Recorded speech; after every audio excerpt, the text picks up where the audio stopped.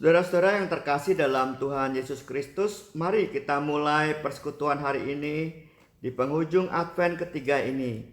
Kali ini kita akan merenungkan tentang jangan padamkan roh. 1 Tesalonika 5 ayat 19. Janganlah padamkan roh. Saudara-saudara yang terkasih dalam Tuhan Yesus Kristus, salah satu gambaran tentang Roh Kudus adalah api yang membawa terang dan menerangi kehidupan kita sebagai seorang Kristen atau pengikut Kristus. Terang ini, yaitu Roh Kudus, akan menunjukkan jalan yang benar yang dikehendaki oleh Kristus. Oleh sebab itu, dalam rangka parusia atau menyambut kedatangan Kristus, Rasul Paulus mengajak umat di Tesalonika, janganlah padamkan roh, supaya jemaat tidak bercacat bercela sampai atau saat Kristus datang. Namun, tantangan terberatnya adalah bagaimana membuat pimpinan Roh Kudus tidak padam. Apa mungkin kita memadamkan terang Roh Kudus? Ada hal yang menarik, saudara, dari lamunan saya saat ada di mall. Saya bertanya-tanya benda apa yang tidak kita temukan di mall. Setidaknya ada dua benda, yaitu yang pertama jam dinding dan yang kedua adalah jendela. Kalau kita menemukan jendela paling ada di pojok atau di tempat-tempat tertentu. Tapi pada umumnya jendela tidak ada. Mengapa? Katanya supaya orang nggak ingat waktu saat berada di mall sehingga tidak ada jam. Bahkan hal ini terbukti saat ada orang kaget, termasuk saya juga. Saat melihat jam tangan saya berkata, loh sudah malam ini. Padahal masuk mallnya jam 11. Tidak terasa. Atau saat keluar mall, tiba-tiba melihat suasana gelap, kaget lagi. Ya ampun, kirain masih sore. Itu ya, kita sering terkejut seperti itu. Tahu-tahu sudah sore, sudah mau malam. Padahal masuk mallnya itu baru pas saat mall dibuka. Ditambah lagi lampu yang tak pernah padam sedikit pun di dalam mall. Yang membuat mall selalu pagi dan siang. Tak pernah ada sore dan malam. Ditambah lagi berbagai macam barang dan kesenangan yang memikat hati yang dipajang di toko-toko dalam mall. Capek, susah, jalan-jalan, muter-muter di mall, jadi gak kerasa. Gambaran kehidupan di mall tadi adalah saingan dari kehidupan kekristenan dalam pimpinan Roh Kudus. Kalau di mall terangnya terus, gak ada sore, gak ada malam atau gelap. Gak ada hujan, gak ada petir di mall. Gak kenal waktu, gak bosen. Capek atau susah ya karena banyak bawa barang belanjaan gak terasa.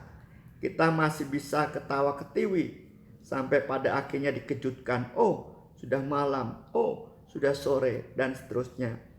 Sedangkan dalam kehidupan kekristenan dalam pimpinan Roh Kudus, kita disuruh sabar sama penderitaan. Kita disuruh menahan amarah saat kita disakiti. Kita disuruh berbagi, tidak mementingkan diri, dan tidak berpesta pora sampai mabuk-mabuk. Kita disuruh tetap mengasihi sekalipun dijahati. Bahkan diminta mengampuni mereka yang sudah melukai jiwa dan raga kita. Artinya saudara, terang gelap, mendung cerah, senang susah, capek lega, yang silih berganti itu harus diterima satu paket dalam kehidupan ini, dalam hidup, dalam pimpinan Roh Kudus. Sering bahkan kesusahan satu belum selesai, kesusahan lain datang. Itulah hidup dalam pimpinan terang Roh Kudus. Roh Kudus, kita mungkin berteriak kepadanya, kenapa hidup ini gak terang terus, gak cerah terus, gak senang terus, sampai kami lupa waktu seperti di mall, ya Roh Kudus. Mungkin bayangan saya dalam hati kita, Roh Kudus menjawab, anakku, nanti Yesus datangnya bukan di mall, tapi dalam kehidupan sehari-hari kamu. Sambutlah Yesus di hidupmu. Saudara, jangan sampai kita dikelabui dengan terang palsu seperti terang di mall. Ikuti terus terang Roh Kudus.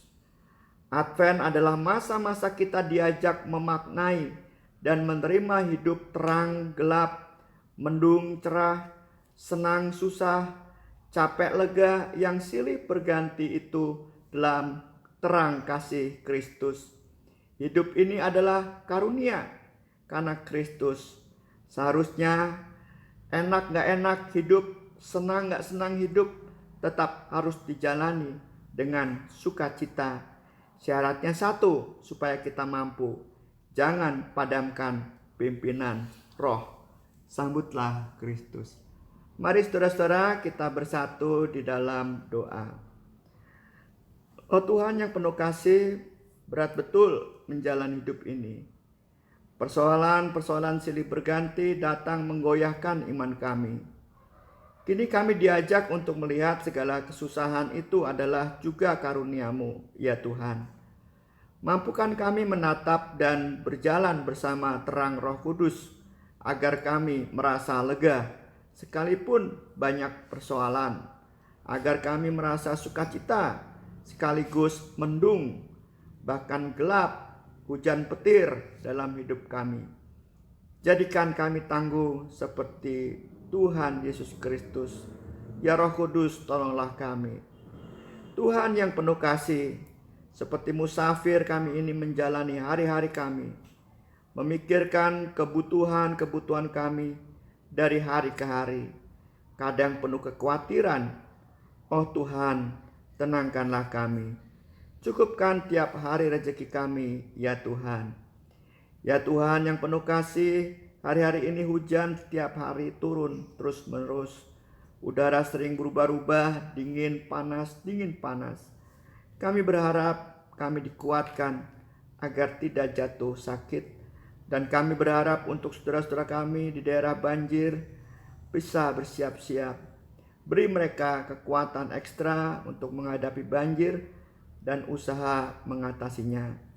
Tuhan yang penuh kasih, kami berdoa untuk saudara-saudara kami yang saat ini berjuang melewati terapi kanker, juga penyakit berat lainnya, juga mereka yang harus melewati operasi dan kepulihan pasca operasi, juga saudara kami yang baru saja kehilangan anak yang terkasih. Berkati dan kuatkan keluarganya. Jamahlah mereka ya Tuhan, jamahlah. Oh Roh Kudus, pimpin kami melewati gurun dunia. Inilah doa kami ya Tuhan, kami serahkan kepadamu dalam tangan kasih Tuhan Yesus Kristus yang mengajar kami berdoa. Bapa kami yang di surga, dikuduskanlah namamu, datanglah kerajaan-Mu, jadilah kehendak-Mu di bumi seperti di surga. Berilah kami pada hari ini makanan kami yang secukupnya, dan ampunlah kami akan kesalahan kami, seperti kami juga mengampuni orang yang bersalah pada kami. Janganlah bawa kami dalam pencobaan, tapi lepaskan kami dari yang jahat. Karena Engkau yang punya kerajaan dan kuasa dan kemuliaan sampai selama-lamanya. Amin. Mari saudara kita bernyanyi dari Kidung Jemaat 237, Roh Kudus tetap teguh.